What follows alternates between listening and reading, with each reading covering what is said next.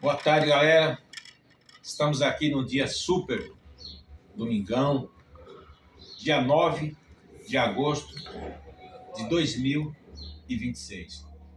Estamos aqui hoje fazendo essa pequena homenagem ao Dia dos Pais. Hoje é Dia dos Pais. Eu sou pai, sou avô, então eu acho que eu sou pai duas vezes, né? Mas realmente, a todos, qual será o significado da palavra pai? Engravidar uma mulher? Dar-lhe um filho? Para muitos é isso. É uma simples relação. Mas na verdade não. Ser pai é ter responsabilidade da educação, alimentação, cuidados e muito mais. Isso é ser pai. Para muitos não significa nada, porque para eles, para muitos é só mais uma criança que vem ao mundo, mas é assim, só vir ao mundo e por isso e fica por isso mesmo, não. Porque hoje o mundo está tão atrapalhado, vamos dizer assim, que hoje nasce criança a cada minuto, ou até segundo, vamos dizer assim. Porque hoje as mães, as mulheres, no caso, as adolescentes, elas estão tendo filho muito cedo, precocemente. É uma coisa assustadora.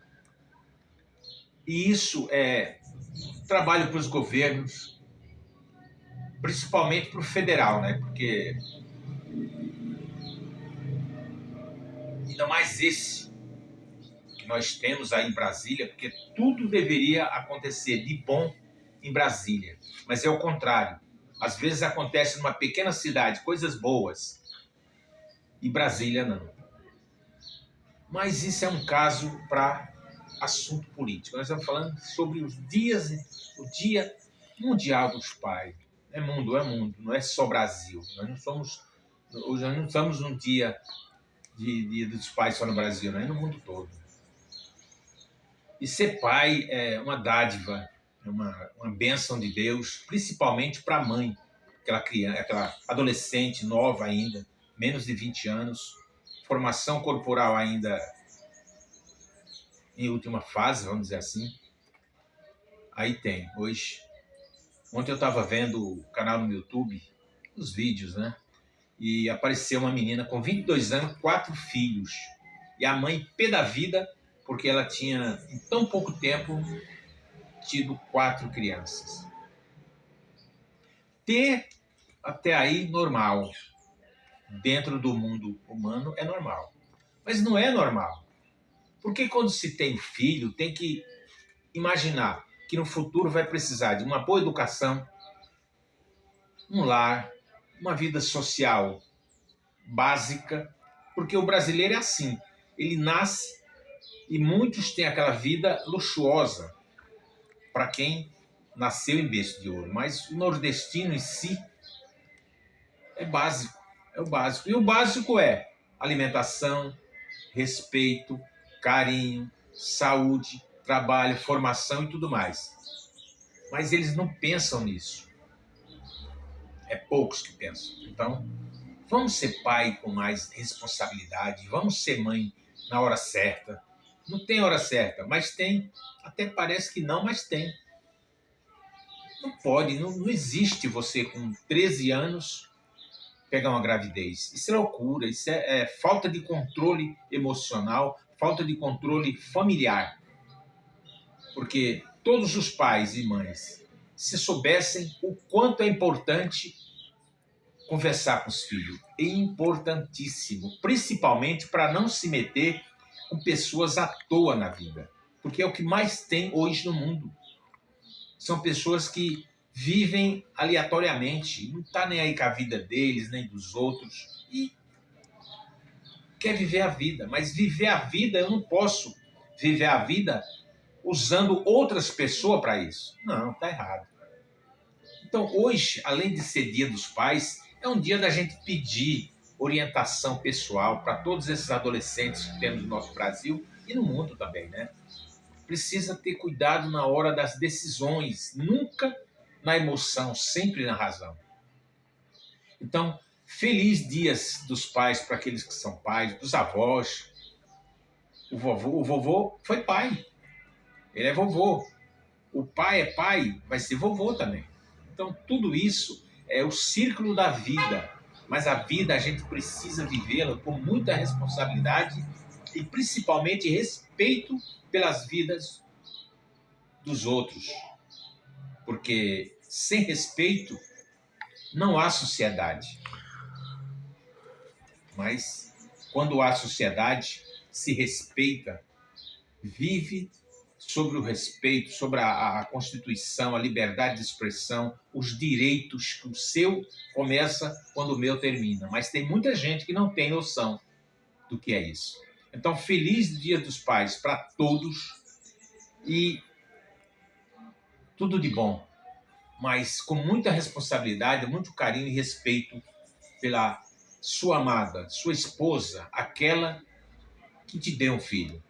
Claro, sozinha não poderia, mas hoje, para muitos homens, isso é totalmente normal.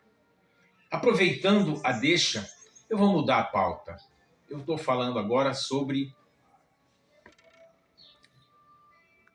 a situação da minha cidade, a política, Câmara de Vereador, e eu não perco uma reunião na Câmara de Vereador. Primeiro porque eu, como cidadão de bem, eu tenho esse direito. A casa é do povo. Diz a Constituição que a casa é do povo. O povo tem direito e vez. Tem vez e voz naquela casa. E nessa última quinta-feira, dia 6, aconteceu um episódio que não era necessário ter acontecido. Porque quando você chega numa Câmara de Vereador, presta atenção nos projetos apresentados, em requerimentos, algumas outras coisas, pedidos, cobranças, críticas, a gente tem que levar tudo dentro da política. Não pode deixar que a política entre nas nossas vidas pessoais. Não. Quando você sai da Câmara de Vereador, você é um cidadão de bem. Todo mundo é igual. Claro, lá dentro da Câmara de Vereador tem o cara que preside a coisa. Então, ele, dentro, ali no momento, ele manda. Mas tem que ser um mandato, mandar com mais respeito, com mais seriedade no que faz. Porque tá hoje e amanhã pode não estar mais. Já vai ter eleições para a presidência da Câmara de Vereadores. E eu fui pedir a fala 2 vezes, me concederam, não o presidente, mas 2 vereadores. E durante a minha fala, mesmo que seja uma fala crítica, cobrança e tudo mais, mas eu tenho que, já que me deram a vez, eu tinha que falar, terminar a minha fala tudo direitinho, e fui tesourado, vamos dizer, atrapalhado pelo o gestor da casa, da Câmara de Vereador. Não me senti mal porque isso acontece, a gente sabe que é política. Lá dentro, tudo isso e muito mais acontece. Coisas até imagináveis. Mas a gente vê que acontece mesmo aleatoriamente, às vezes por políticas. E eu fiz críticas, porque a minha cidade não está legal. Apesar, ela não está legal desde 1962, há 64 anos que os governos que aqui passaram nada fizeram pela minha cidade. Nada. 64 anos de emancipação política e nada foi feito. Porque quando você faz algo por uma cidade, por um município, fica na sociedade o feito. Uma evolução pessoal, uma evolução, crescimento habitacional, crescimento geográfico, crescimento de comércio. No geral, a cidade ou município evolui. Mas todos esses governos que passaram pela minha cidade não tiveram a menor sensibilidade de fazer crescer em todos os sentidos ou a sociedade em si evoluir. A educação não está boa. A saúde não está boa. As estradas não estão bem. Obras paradas que já deveriam ter entregue à população. Então, tudo isso foi o que eu critiquei na Câmara de Vereadores. Eu achei chato a parte do gestor da Câmara de Vereador ter me... Foi hostil comigo, porque não respeitou os meus direitos, me tesourando e dando continuidade à reunião. Porque ele, como presidente, tem esse direito. Só que dentro da política é uma coisa, lá fora da política é outra. Então, todo mundo é igual perante a Deus, todo mundo é igual perante o artigo 5º da Constituição Brasileira. Direitos iguais para todos. Então, quando eu faço uma crítica, eu faço com fundamento, tendo conhecimento do que eu estou falando. Eu vou dar um exemplo das 2 obras que estão paradas há mais de 3, 4 meses. Quando eu assino um contrato com uma construtora ou com um escritório de engenharia, existe cláusula no contrato que tem que ser cumpridas. E a gente sabe, é sabido por todos, que um escritório de engenharia, quando pega uma obra pública, para eles é o contrafilé. Porque a gente sabe que há mudanças sucessivamente. Uma delas seria paralisação de uma obra, porque o escritório de engenharia ele tem funcionários, tem mão de obra, precisa quitar aqueles salários todos os meses com a mão de obra. Se não tem dinheiro entrando naquela obra, o escritório de engenharia deixa aquela obra e vai para uma que está em andamento, que está entrando dinheiro. Porque tudo é feito nesse mundo de Deus através do dinheiro na parte material. Se não tiver o dinheiro, a obra para até que entre o dinheiro para dar continuidade. E sempre que para um pouco assim, a gente sabe que tem insumos para uma obra pública que aumenta praticamente todos os dias, principalmente ferro. Então você precisa fazer críticas em cima disso. Por que parou? Parou por quê? Então essas são minhas críticas aqui na minha cidade. Um paciente que foi citado na Câmara de Vereador recebeu alta numa cidade próxima, um hospital de grande porte, e após a alta não tinha um veículo, uma ambulância, né, vamos dizer assim, para buscar aquele paciente. Cara, não existe esse negócio de acabou o horário comercial, não tem mais transporte. Doente, ele adoece dia e noite. Ele sai de um hospital em alta durante o dia e durante a noite. É imprevisível. Então, como você não tem uma ambulância para ir buscar um paciente no hospital de outra cidade? Tem que ter. Então, isso é a falha da saúde. Eu vou dizer que está boa? Não está. E não sou eu que estou dizendo.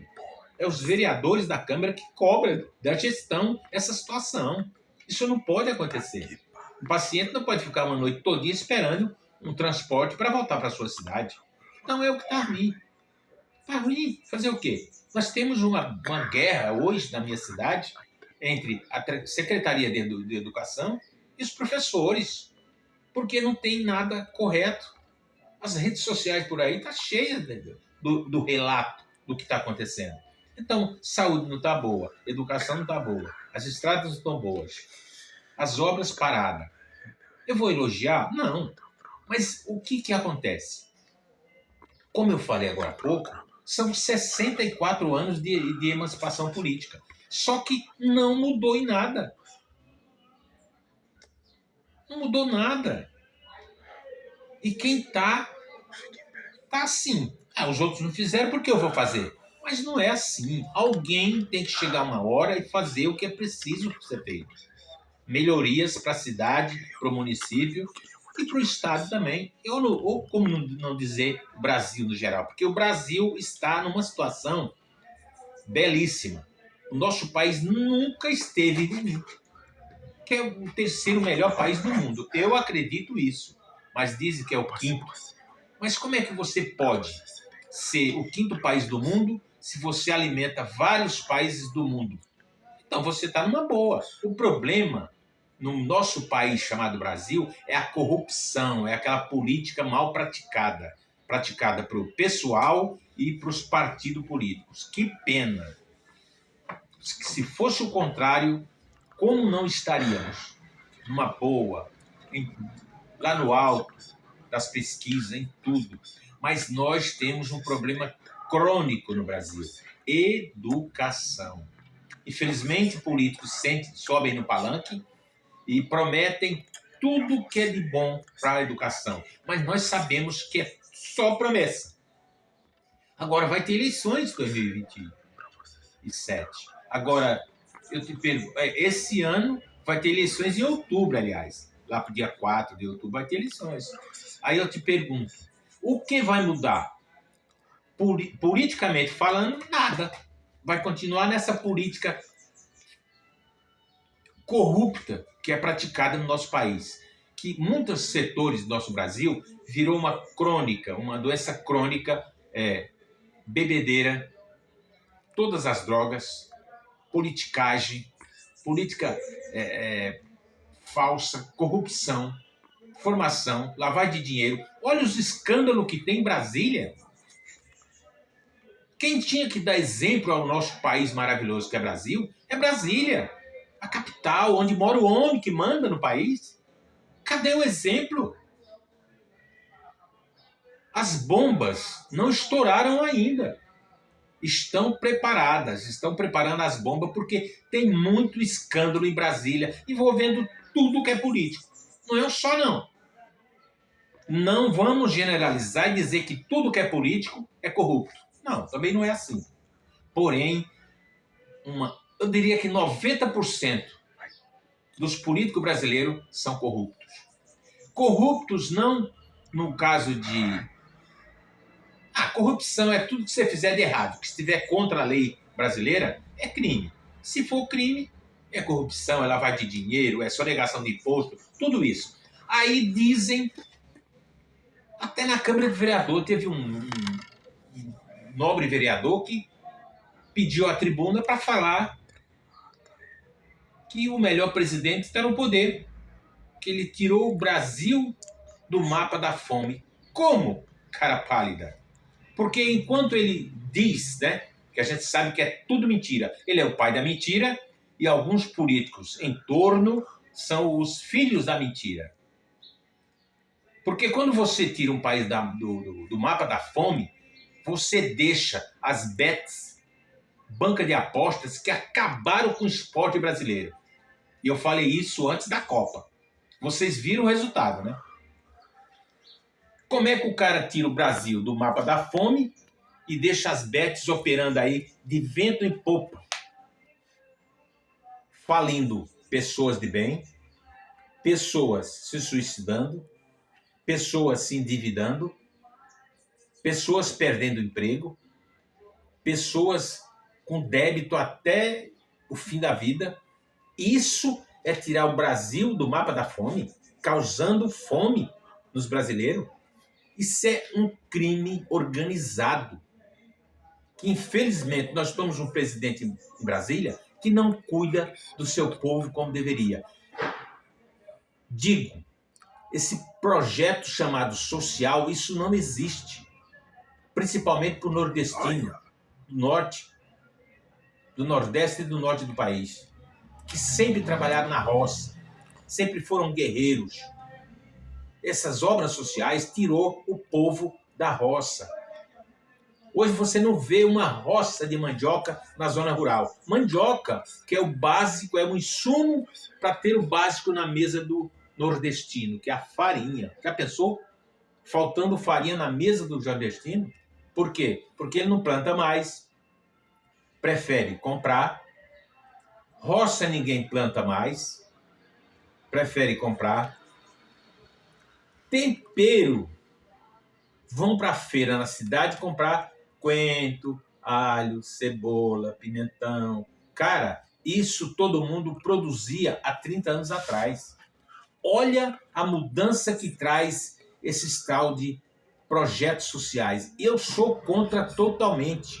Primeiro porque o projeto social, chamado de Bolsa Família, era para as mães manter os filhos na escola e ter em casa um bom alimento. Hoje virou Bolsa Caranguejo. O que tem de desocupado nas praças dia e noite, vivendo com esse Bolsa Família, que era para a mamãe, não para os marmanjos. Tem marmanjo de 20 a 40 anos que nunca deu um prego na vida e vive sustentado por esse Bolsa Família. Eu vou falar que um presidente desse é bom para o meu país? Jamais. Isso é um horror. Mas esse horror foi o povo que escolheu. Porque agora, em outubro, vai ter eleições e o povo brasileiro deveria entender. O meu voto vale muito. Eu não vou dar o meu voto para qualquer um. E esse que está aí não merece o voto do cidadão brasileiro. Senão, um terço da nação brasileira não estavam endividadas e passando fome. O mapa da fome é só uma politicagem barata, mídia falsa, como sempre foi desde que o mundo é mundo. Boa tarde, até a próxima. Feliz Dia dos Pais para todo mundo. E olhe, quer ouvir, assistir mais vídeos igual esse? Se inscreve no meu canal. J maiúsculo mais Melo, com M maiúsculo, e você ativa o sininho, compartilha, comenta, curte, dá essa força aí. Se inscreve no meu canal que vai ter muitas coisas boas para frente, se Deus quiser. Mesmo sendo um cenário político, mas a gente não pode só falar de política. Fala da vida, da família, do social, do adolescente, da criança e de tudo mais. Beleza? Tudo bem? Ou siga-me pelo meu Instagram, José Fernando de Melo, BR. As próximas publicações você estará de imediato assistindo em tempo real. Beleza? Até a próxima. Bom domingo.